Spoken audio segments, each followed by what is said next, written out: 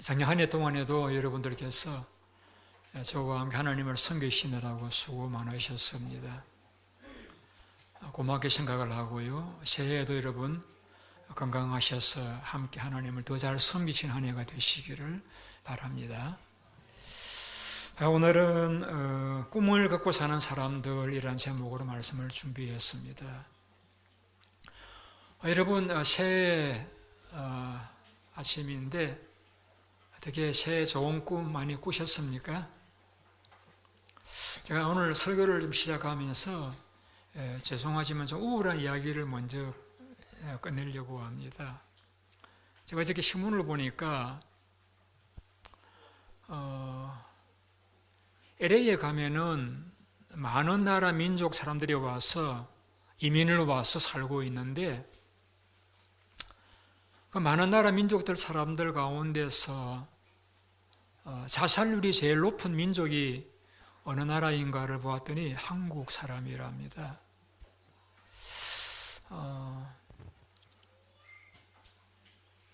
그 가운데는 미국인도 있고 또 아시아권 사람들도 있고 중국인도 있는데 한국 사람들이 가장 자살률이 높다는 그런 통계였습니다. 그리고 그 설문조사를 해보았답니다. 지나간 삶에 한 번이라도 자살을 생각해 본 적이 있느냐라고 생각을 조사해 보았더니 그 생각 조사를 해본 수치로도 한국 사람이 가장 많더라는 결과였습니다. 저는 그 기사를 읽으면서 왜 그럴까? 여러 많은 민족들이 있는데 왜 한국 사람이 그렇게 자살들을 많이 할까? 제가 혼자 생각해 본 것은 한국 사람의 문화 때문이라고 생각을 합니다. 우리가 60, 70대를 지나오면서 과거에 농사만 짓는 삶을 살다가 이제는 이제 산업 현장에서 뭘 만들고 조립하는 그러한 문화로 산업 사회로 바뀌어지면서 공장에는 그렇잖아요. 빨리 물건을 만들어서 팔아야 이익을 남기니까 가능하면 좋은 물건을 빨리 만드는 그런 것을 많이 강조를 하는 그런 산업 사회를 거쳐오면서 과거에 우리나라 사람들 이렇게 막 분주하게 살아가는 그런 삶은 아니었는데 이 산업 사회를 거쳐오면서 이 빨리빨리 문화가 우리 문화의 특성이 된 것 같아요. 그래서 다른 나라를 여행해 보면은 다른 말은 몰라도 빨리빨리라는 말은 알아들을 만큼 한국 사람 하면은 빨리빨리 어떤 이런 이렇게 동의어로서 여겨질 정도로 우리의 문화의 특성이 되어진 것 같아요. 제가 홍콩에 살 때에 그 엘리베이터가 있는데 한국 사람이 많이 이용하는 코리아 센터 엘리베이터 하면은 이 그 엘리베이터 버튼 가운데 클로즈 버튼이 없어요. 하도 그 빨리 닫기로 눌러가지고 이게 시간 지나면 닫히는데 그것도 못 끼도록 막 눌러가지고 그게 다 치워지고 없어요.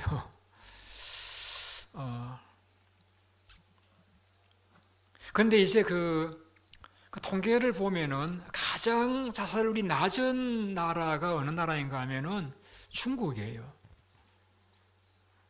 중국 사람들은 역시 그 대륙의 근성에 있어 그러는지 여유롭고 모든 것을 이렇게 천천히, 그래서 만만디라는 말이 거기서 나왔죠. 우리 같으면은 한두 사람 마음 상하더라도 결과만 좋게 나올 수 있다라고 하면은 밀어붙이는 그런 삶을 살아가기가 쉬운데 중국인들은, 제가 경험한 중국인은 그렇지 않아요. 10사람, 100사람이 있는 가운데서 한 사람이라도 브레이크를 걸면은 앞으로 나아가지 않고 그 사람도 설명을 하고 이해를 구해서 동의를 구한 다음에 한 단계 나아가는, 그래서 모든 사람들과 살아가면서 어떤 지름길보다는 모든 사람들이 동의하고 공감하는, 모든 사람들이 평화하는 그런 삶을 추구한다는 이야기죠. 그래서 사업을 할 적에, 동업자를 구할 적에도 그냥 장사 잘하는 사람을 구하기보다 먼저 친구가 누구인가, 친구를 만든 다음에 동업을 하더라고요. 그러니까 이제 모든 삶이 빨리가 아니라 순리적으로 또 논리적으로 또 합리적으로 이렇게 전개해 나가니까 아마 자살률도 그래서 제일 낮은 것이지 않겠는가 생각을 가졌습니다. 그래서 그 빨리빨리 문화가 가져온 결과가 무엇이냐면은 절망감입니다. 꿈을 안고 미국에 왔는데 빨리 정착해서 빨리 돈을 벌어서 집도 사고 애들도 교육시키고 해야 되는데 이게 뭐 언어도 다르고 문화가 다른 곳에 이게 제대로 잘 안 되잖아요. 그러다 보니까 절망하는 거예요. 그러니까 절망을 할 때라도 살아야 될 이유가 있으면은 죽지 않는데 그 절망을 이겨 나갈 만한 이유가 없는 거예요. 절망감이라는 거 하는 것이, 절망이라는 것이 뭐 한두 가지 어려운 일 때문에 오죽했으면 서로 목숨을 끊겠어요. 그런데 그럴지라도 그러한 절망을 이겨나갈 만한 이유만 있으면은 그런 불행한 결단을 하지 않을 것입니다. 다르게 표현한다라고 하면은 미국 땅에 와서 기회의 나라, 자유의 나라에 와서 많은 돈을 벌고 잘 살겠다는 그런 꿈은 가지고 왔지만은 내가 왜 살아야 되느냐라고 하는 하늘로부터 주어지는 꿈은 갖지 못했다 보니까 내가 왜 이 고난과 어려움을 버티고 극복하고 이겨나가고 살아가야 되는 꿈이 없다 보니까 그 절망을 극복하지 못하고 불행한 결단을 내리는 그런 안타까운 일들이 있지 않나라고 생각이 되어집니다. 그래서는 오늘 아침 여러분들에게 우리가 적어도 이 땅 위에 많은 돈은 갖고 살지 못할지라도 우리가 꿈을 가지고 살자. 꿈은 가지고 살자. 그것도 이 땅 위에서 잘 먹고 잘 살자는 그런 일반 모든 사람들이 갖고 있다가 다 이룰지도 못하고 이루어도 허망한 그런 꿈 말고 하나님으로부터 내려오는 하늘의 꿈을 갖고 한 해를 시작한다라고 하면은 우리 한 해가, 우리 교도의 한 해가 복된 한 해가 될 수 있지 않겠는가 해서 제목을 이렇게 잡았습니다. 꿈을 갖고 사는 사람. 옆 사람 바라보시면서 이렇게 한번 따라해 주시기 바랍니다. 꿈을 갖고 삽시다. 한 번 더요. 하늘 꿈을 갖고 삽시다. 하늘 꿈을 갖고 삽시다.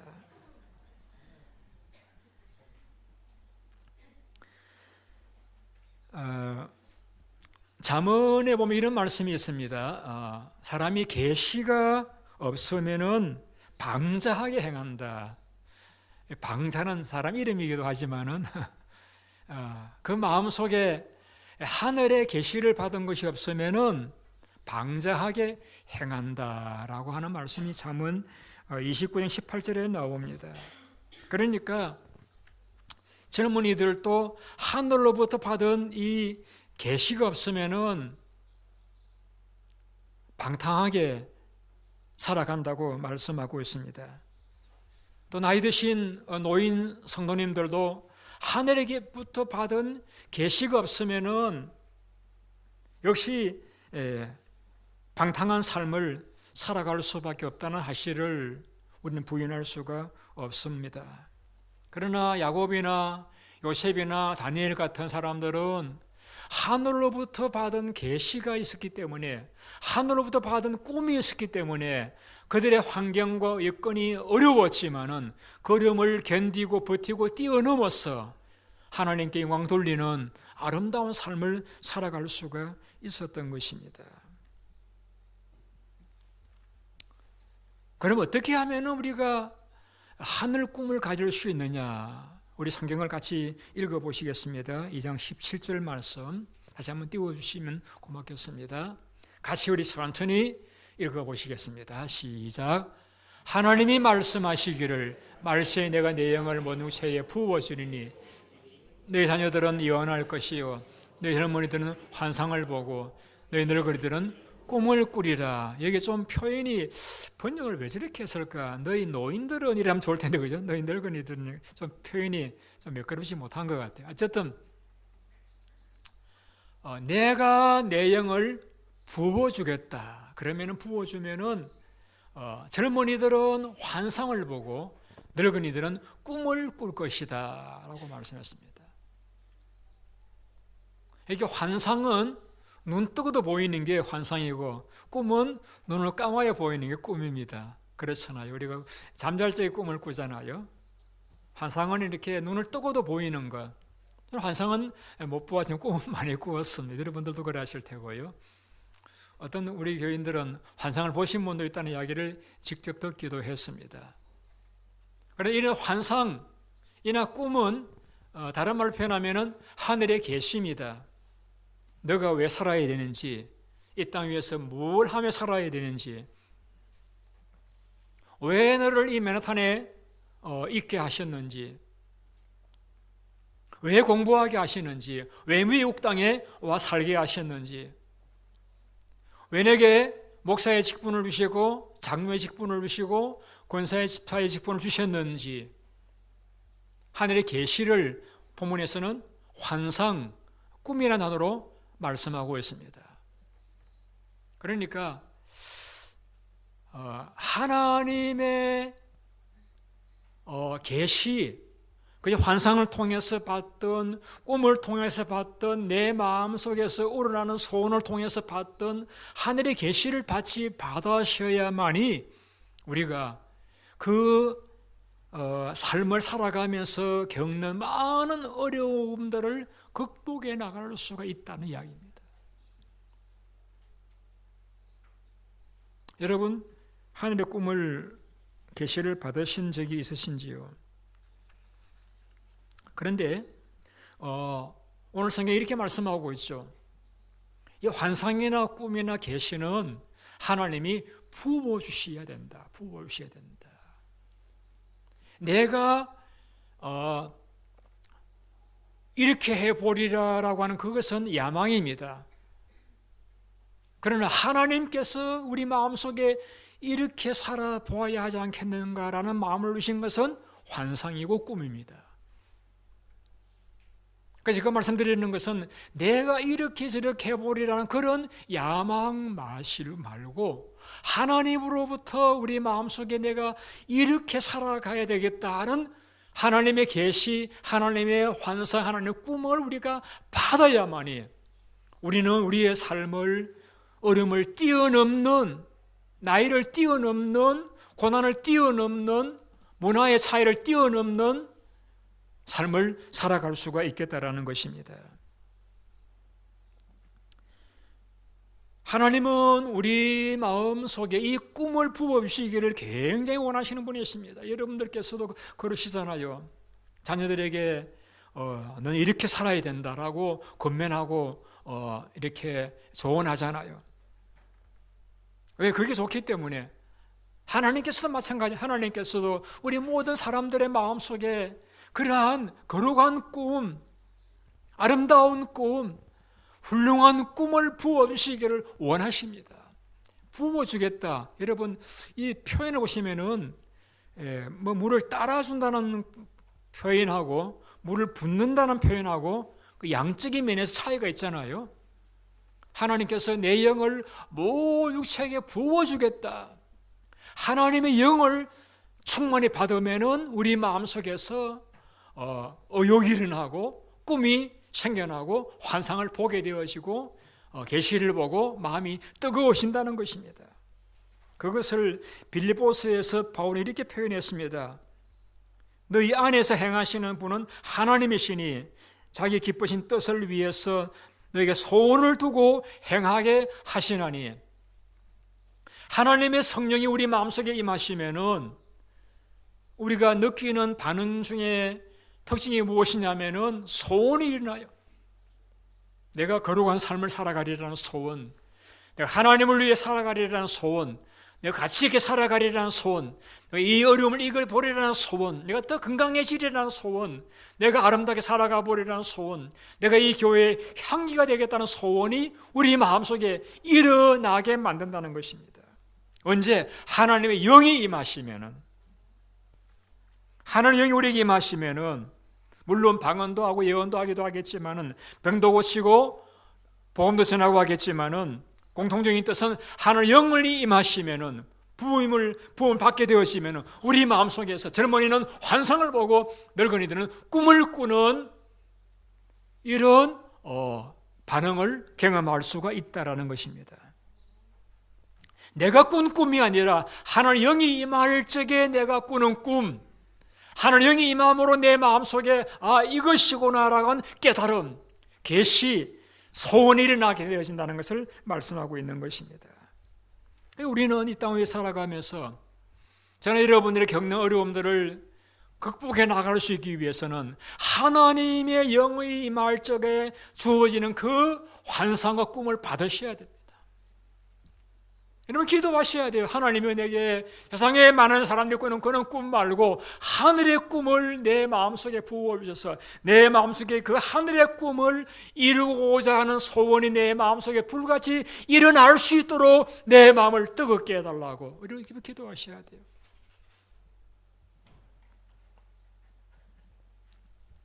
우리 택한 하나님 백성들의 마음속에는 공통적인 것이 있습니다. 모든 그리스도인의 마음속에는 성령이 계십니다.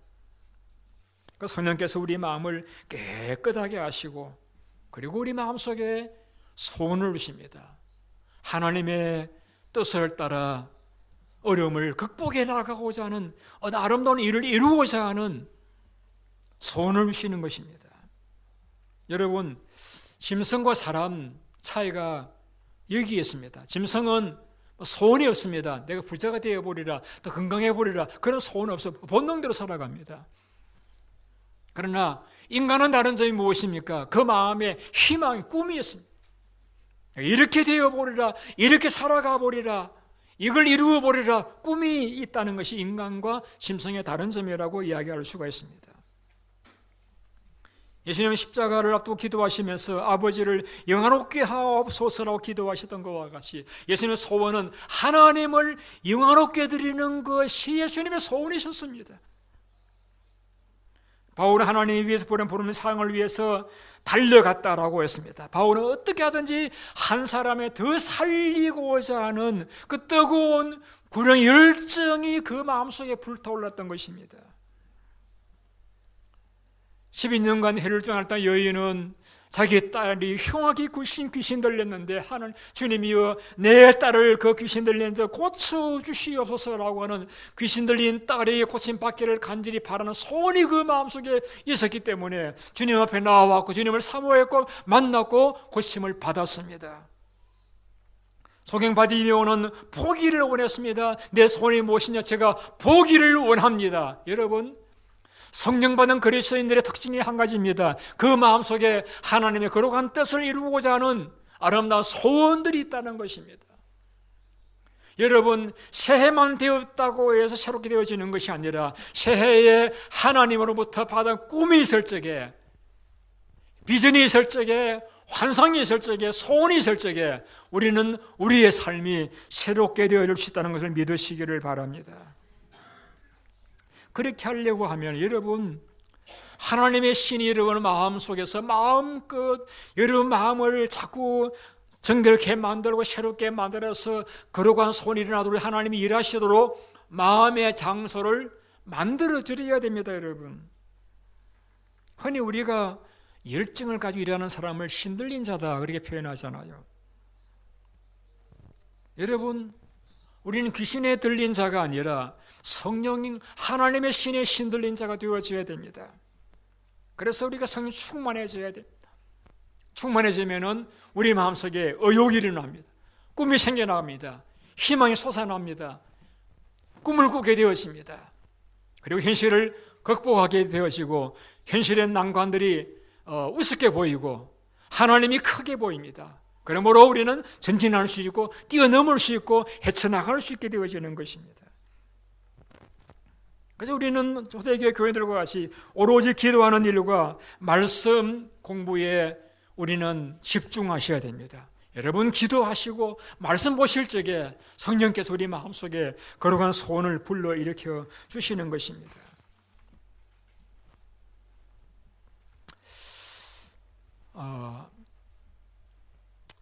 여러분 자녀에게도 일찍 자거라, 좋은 음식 먹어라, 운동 열심히 해라, 좋은 친구 사귀라 이렇게 권면할 적에 여러분 이유 한 가지잖아요. 자녀가 잘 되기를 바라서 그러잖아요. 하나님께서 우리 마음속에 거룩한 소원을 주시는 목적은 우리 잘 되라고 합니다. 우리 잘 되라고. 우리의 행복을 위해서, 우리의 즐거운 삶을 위해서, 우리의 삶이 아름답게 되어지기를 위해서 우리 마음속에 거룩한 소원을 불러일으키시는 거예요. 우리는 공동번역의 표현과 같이 여러분 안에 계셔서 여러분에게 당신의 뜻에 맞는 일을 하고자 하는 마음을 일으켜 주시고 그 일을 할 힘을 주시는 분은 하나님이십니다라고 말씀하셨듯이 우리는 기도하셔야 됩니다. 하나님이여 내 마음에 들어오셔서 내 마음 속에 하나님의 뜻에 맞는 일을, 맞는 삶을 살아갈 수 있는 마음의 소원을 내 마음 속에 불러일으켜 주시옵소서. 세상에 정욕의 불이 붙어서 멸망하는 그러한 소원 말고 하나님의 뜻을 이루고자 하는 그러한 소원이 내 마음속에 불타오르도록 해달라고 여러분 간절히 사모하고 기도하셔야 됩니다. 제가 한 60년 살아보니까 뭘 깨달았는가 하면은 하나님은 선하시다는 것을 깨달았습니다. 하나님은 선하시다. 우리 사람은 선할 때도 있고 악할 때도 있습니다. 하나님은 always 선하십니다. 항상 선하십니다. 여러분들이 어떤 난관을 만나실지라도 하나님은 선하시다. 이 사실만 여러분이 확신하신다라고 하면은 난관을 헤쳐나갈 수가 있습니다. 자, 요셉을 예로 들어 볼게요. 어린 나이에 꿈을 꾸었습니다. 해와 달과 열한 별이 절하는 그런 꿈을 꾸었습니다. 아름다운 꿈입니다. 거룩한 꿈입니다. 그런데 현실은 정반대였습니다. 형들이 미워했습니다. 애굽에다가 돈을 받고 팔아버렸어요. 그래도 열심히 일을 했습니다. 이번엔 주인의 처가 죄를 짓자고 제안하는데 거절한 것을 서로 말미암아 감옥에 들어갔습니다. 감옥에서도 성실했습니다. 그러나 감옥에서 또 술 맡은 관원장이 까맣게 요셉을 잊어버림으로 또 수년간 잊혀버림을 당했습니다. 팔려가고 감옥에 들어가고 잊혀버림을 당하는 그러한 고난을 당하였지만은 요셉이 그 고난을 견디고 이겨나갈 수 있었던 것은 하나님은 선하시다. 하나님께서 나에게 내가 꾸고자 해서 꾸었던 것이 아니라 하나님께서 주신 꿈이라고 하면은 그 꿈은 아름다운 꿈이다. 그 꿈은 이루어질 것이고 하나님은 선하시다. 하나님의 섭리를, 선하심을 그가 의심하지 않고 믿었습니다. 비록 팔려가고 감옥에 들어가고 잊혀버림을 당하는 현실이지만 그래도 내가 지금 이해할 수 없긴 하지만 하나님은 선하시고 오르시다. 이 사실을 의심하지 않았습니다. 나중에 그 옆에 형들이 와서 총리가 된 동생 앞에 무릎을 꿇었을 적에 형들이 두려워 떨면서 혹시나 동생이 복수할까 두려워 떨 적에 그렇게 말했잖아요. 형들이여 두려워하지 마소서. 형들이 나를 애굽에 파는 것이 아니라 하나님께서 나를 보내신 것입니다. 하나님께서 우리 민족을 구원하시려고 나를 보내신 것입니다. 여러분들은 이 미국에 팔려온 자가 아닙니다. 여러분들이 좋아서 이곳에 미국 온 것 같지만 사실은 그게 아니고 하나님이 여러분을 이곳에 보내신 것을 믿으셔야 됩니다. 아멘이 아무도 없네.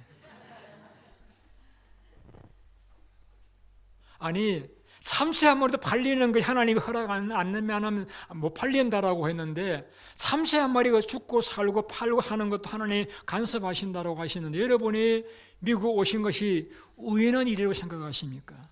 아니잖아요. 여러분 마음속에 미국을 가야 되겠다, 이분과 결혼해야 되겠다, 공부해야 되겠다, 이런 동기는 다를지 모르지만은 하나님의 섭리 가운데 이곳에 오셨다는 것입니다. 여러분 믿으셔야 됩니다. 이것도 안 믿으시면 여러분 말짱 헛것이 될 수 있습니다.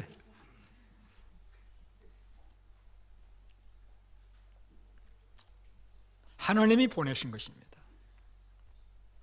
내가 가리라라고 결정한 그 결정까지도 하나님이 그 결정을 하게 하셨던 것입니다. 하나님이 보내시지 않는데 이곳에 올 수 있는 분 아무도 안 계십니다. 하나님이 보내신 것입니다. 요셉은 이것을 믿었습니다. 하나님이 나를 보내셨다. 하나님은 선하시다. 그렇다라고 하면은 이 어려움도 다 이유가 있을 것이다. 그는 그 이유를 확신했기 때문에 낙심하지 않을 수 있었고 어려움을 극복해 나갈 수가 있었던 것입니다. 여러분, 제가 지금 반복해서 드리는 말씀은 하나님은 우리에게 꿈을 부어주시는 분이신데 그러한 꿈을 받아야 되는데 받기 위해서 우리가 한 가지 해야 될 일이 있습니다. 그것은 무슨 일이냐 하면 제가 말씀 읽어드릴게요. 큰 집에는 금 그릇과 은 그릇뿐 아니라 나무 그릇과 질 그릇도 있어 귀하게 쓰는 것도 있고 천하게 쓰는 것도 있나니 그러므로 누구든지 어떤 것에서 이런 것에서 자기를 깨끗하게 하면 귀히 쓰는 그릇이 되어 그러고 하고 주인의 쓰심에 합당하며 모든 선한 일에 준비함이 되리라. 여러분 큰 집 하면은 방이 많은 저택을 여러분 떠올릴지 모르겠는데 여기 큰 집이라고 하는 건 교회를 가리킵니다. 교회 안에 금 그릇도 있고 은 그릇도 있고 나무 그릇도 있고 질 그릇도 있고 태어나면서 금수저 물고 태어나신 분도 계시고 흙수저 물고 태어나신 저 같은 사람도 있고 다양해요. 공부를 잘하시는 분, 돈이 많으신 분, 타고나면서 건강하신 분, 얼굴이 잘나신 분, 재능이 많으신 분 그런 분들도 있지만은 어린 소자와 같은 보잘것없는 그런 분들도 계실 수가 있습니다. 있다라고 했습니다. 태어난 것은 내 의지와 상관없이 그렇게 다양하게 우리는 은사와 지능을 가지고 이 땅 위에 살고 있습니다. 그런데 내가 금그릇이냐 은그릇이냐 질그릇이냐가 중요한 게 아니라 하나님께서 어떤 사람을 쓰시느냐가 중요하잖아요. 내가 은으로 만들어진 그릇이라 할지라도 이 그릇 속에 냄새나는 음식이 담겨져 있다라고 하면은 우리 그거 먹을 수 없습니다. 설거지 해야죠. 버리고 씻어야 돼서는.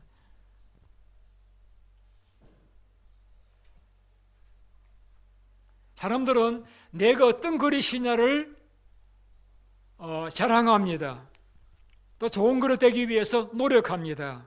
그러나 좋은 그릇, 금 그릇, 은 그릇이 중요한 것이 아니라 성경은 하나님은 얼마나 깨끗한 그릇이냐를 보신다는 거예요. 그리고 깨끗한 그릇을 쓰십니다. 왜? 하나님께서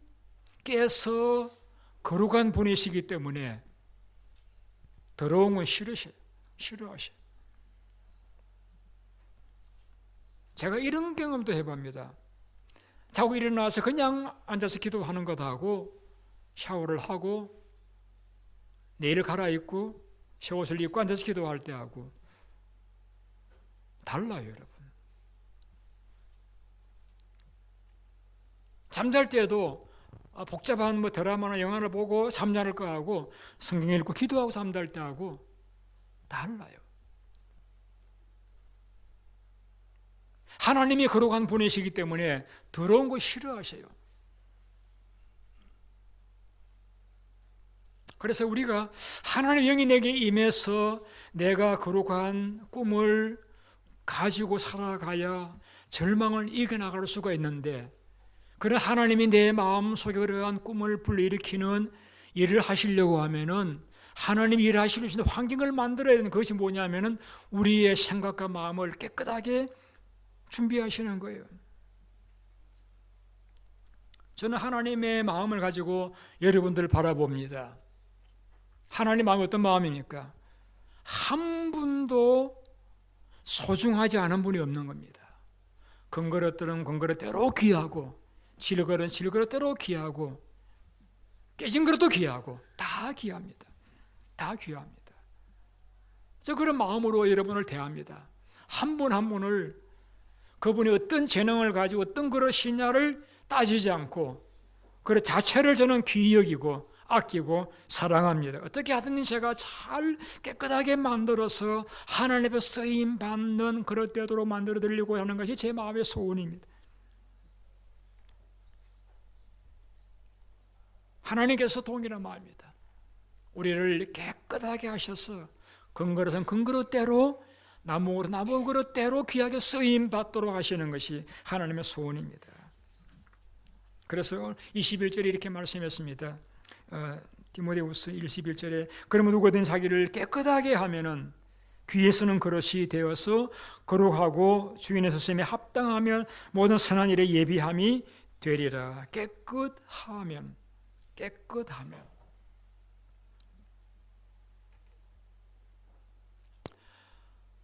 우리는 본성적으로 더러워질 수밖에 없습니다. 우리 몸에서도 땀이 나와서 옷을 더럽히고 우리의 속에 타락한 인간이 남아 있어가지고 우리를 더럽힙니다. 그래 우리는 계속해서 옷을 갈아입는다든지 샤워를 한다든지 우리는 자신을 깨끗하게 하는 삶을 수고해 가셔야 됩니다. 우리가 더러운 저 내버려 두시면 우리는 하나님 앞에 쓰임받을 수 없고, 쓰임받기 전에 우리에게 성령께서 거룩한 소원과 거룩한 꿈을 주실 수가 없기 때문에 우리가 자신을 깨끗하게 하셔야 됩니다. 어떤 유대인 랍비가 기분 좋은 얼굴로 흥얼거리면서 걸어갑니다. 그러자 어떤 사람이 오늘 뭐 좋은 일 계셔요? 아예 좋은 일 있지. 따라와 보세요. 데려간 곳이 목욕탕입니다. 목욕탕에 들어가서 뜨거운 물에 씻고 목욕을 하면서 하는 말이 이렇게 자신 알마다 씻어야 돼. 아니 로마인들처럼 동상만 맨날 닦는다고 해서 깨끗하게 되나? 자기를 씻어야지. 그랬습니다. 예수님께서는 그 바리새인을 보고 이렇게 얘기했습니다.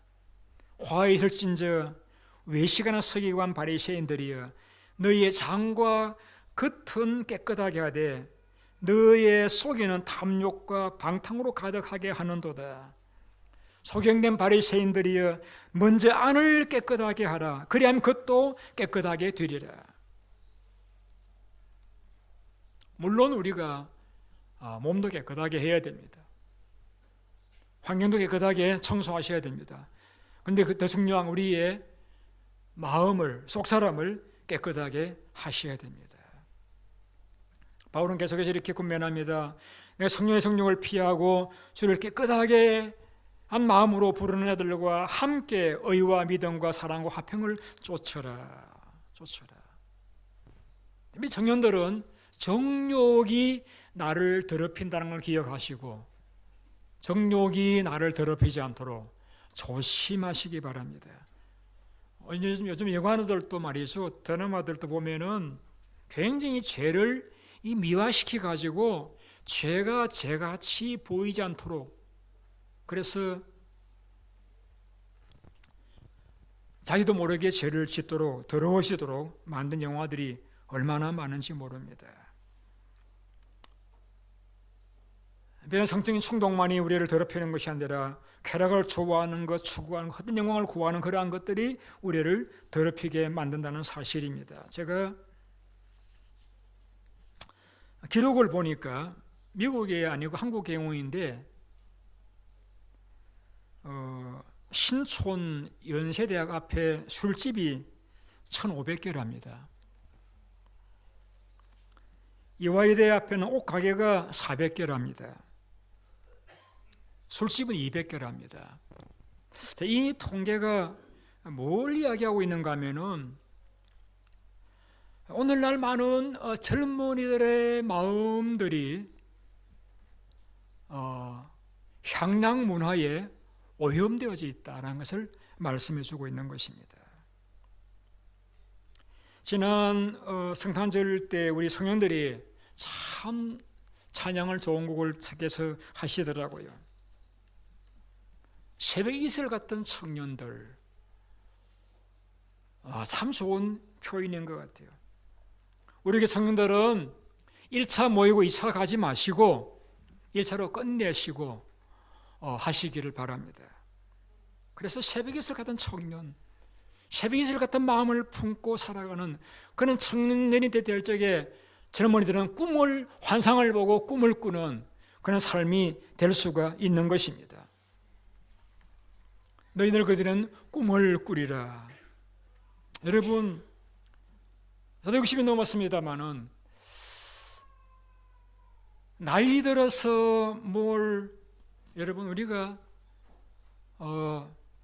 이제는 나이가 들었다는 이야기는 그런 어떤 향락을 추구할 그런 때가 아니라는 이야기입니다. 이때는 관심 가져주고 격려해주고 베풀고 남을 지도해주는 그런 나이입니다. 그런 꿈을 가지고 살아가는 것이 아름다운 거예요. 언제 성령께서 임하시면은 노인들이 꿈을 꾸게 될 것이다 라고 말씀하고 있는 것입니다. 다니엘은 나라가 3번 바뀌었지만은 그는 총리로서 등용될 수 있었던 것은 이렇게 성경은 기록하고 있습니다. 다니엘은 뜻을 정하여 왕의 음식과 그가 마시는 포도주로 자기를 더럽히지 아니하리라 하고 자기를 더럽히지 아니하도록 환영하게 구하니 하나님 다니엘로 하여금 학문을 주시고 모든 서적을 깨닫게 하시고 지혜를 주셨다라고 말씀하고 있습니다. 몇 주 전부터 마음이 답답하고 기도가 잘 되지를 않고 평강이 임하지를 않아서 하나님 앞에 하나님 제가 혹 또 뭘 잘못한 것이 있습니까? 많이 기도했습니다. 오래 기도하는 가운데 제 마음속에 한 가지 사실이 떠올랐습니다. 그래서 하나님 앞에 즉시 자백하고 용서를 구했습니다. 그래서 즉시 영성이 회복이 되더라고요. 우리가 정결하게 되기를 원하는 것보다도 하나님 훨씬 더 우리를 정결하기를 원하십니다. 우리는 주님 앞에 기도해 보셔야 돼요. 주님, 혹시 나의 삶 가운데 하나님 마음을 근심되게 하는 어떤 생각이나 말이나 행동한 것은 없는지요? 우리는 그러한 것들을 기도하시는 가운데서 하나님의 인도를 받으셔서 마음의 정결을 회복하셔야 됩니다. 그래서 성령께서 우리 마음속에서 마음껏 우리 마음을 만지시도록 우리 마음속에 거룩한 손을 불일으키시도록 우리는 기도하셔야 됩니다. 저희 교회에 노령 인구가 60이 넘으신 분들이 한 40명 가까이 넘습니다. 많은 비중을 차지하고 있죠. 그런데 제가 성경을 보니까 갈렙이라는 사람은 나이 85세인데도 꿈이 있었습니다. 그가 여호수아에 나아가서 이 산지를 나에게 달라고 했습니다.